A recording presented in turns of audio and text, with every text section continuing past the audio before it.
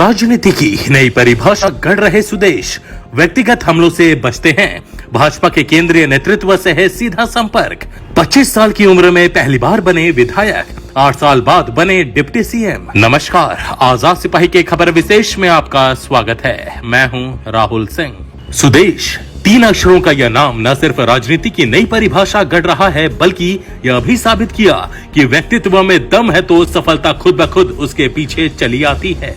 झारखंड में रघुवर राज को छोड़ दें तो कोई भी सरकार अपना 5 साल का कार्यकाल पूरा नहीं कर पाई और खंडित जनादेश की स्थिति में सुदेश महतो की आजसू कई सरकारों के लिए अहम रही। यही वजह है कि झारखंड बनने के बाद से राज्य में बनने वाली अधिकांश सरकारों में सुदेश किंग मेकर की भूमिका में रहे। आजसू सुप्रीमो ने न सिर्फ खुद के दम पर राजनीति में अपनी पहचान बनाई है, बल्कि अपनी पार्टी को भी झारखंड की राजनीति में वह मुकाम दिया कि उसके सहयोग के बिना प्रदेश भाजपा खुद को अधूरा महसूस करती है। 2019 के विधानसभा चुनाव में भाजपा और आजसू के बीच गठबंधन टूटने का असर यह हुआ कि भाजपा को राज्य में सत्ता गंवानी पड़ी। इसके बाद दोनों के रिश्ते न सिर्फ बेहतर हुए हैं, बल्कि बंगाल चुनाव में भाजपा ने आजसू को 1 सीट भी दी है। प्रधानमंत्री नरेंद्र मोदी के साथ मंच साझा करना हो या गृह मंत्री अमित शाह के साथ भाजपा के केंद्रीय नेतृत्व से सीधा संपर्क, एक साथ राज्य से लेकर केंद्र की राजनीति में सुदेश महतो की पैठ बढ़ती चली जा रही है।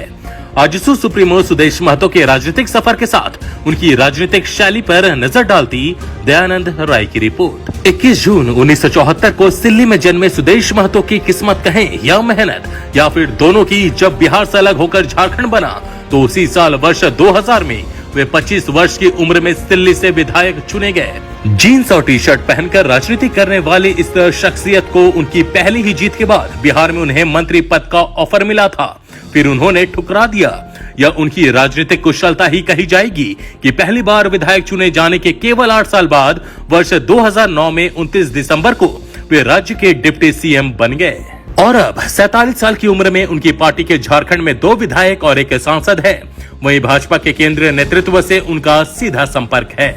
लीग से हटकर राजनीति करते हैं सुदेश महतो की राजनीति की शुरुआत पृथक झारखंड आंदोलन से हुई।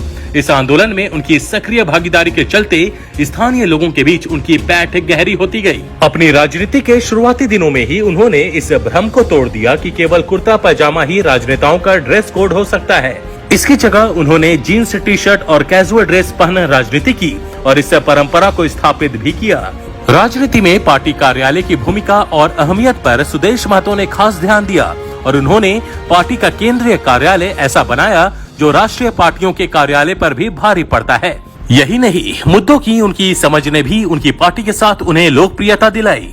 2019 के विधानसभा चुनाव में अब की बार गांव की सरकार और बंगाल चुनाव से पहले मानभूम जंगल महल स्थानीय प्रशासन के गठन की मांग ने यह साबित किया कि मुद्दों के चयन और लीड लेने में आजसू आगे रही है।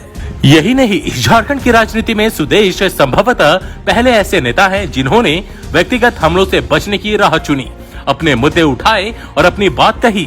झारखंड के नवनिर्माण का मुद्दा उठाया और जनता के सवालों पर राजनीति की। भाजपा की दबाव की राजनीति विफल कर दी।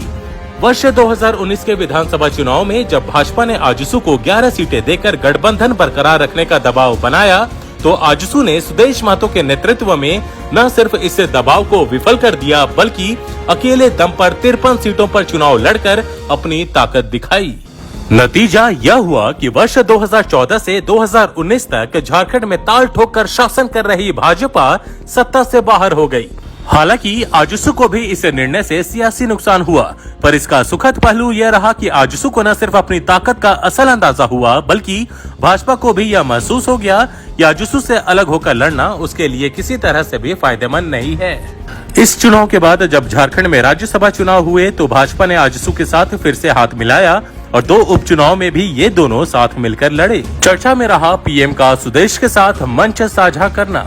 बंगाल विधानसभा चुनाव के दौरान पुरुलिया में हुई रैली में सुदेश महतो का प्रधानमंत्री नरेंद्र मोदी के साथ मंच साझा करना चर्चा में रहा। इस रैली में प्रधानमंत्री ने सुदेश महतो का हाथ पकड़कर उन्हें अपनी बगल की सीट पर बिठाया। वहीं बंगाल में भाजपा के साथ मिलकर चुनाव लड़ने के लिए आजसू अध्यक्ष का हौसला भी बढ़ाया था।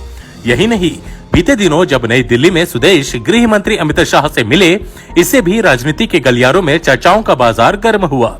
इस मुलाकात के कई कयास लगाए जा रहे हैं। जाहिर है कि सुदेश महतो की राजनीति का फलक समय के साथ न सिर्फ और विस्तार लेता गया, बल्कि इसने सियासत में अपनी अलग छाप छोड़ी है।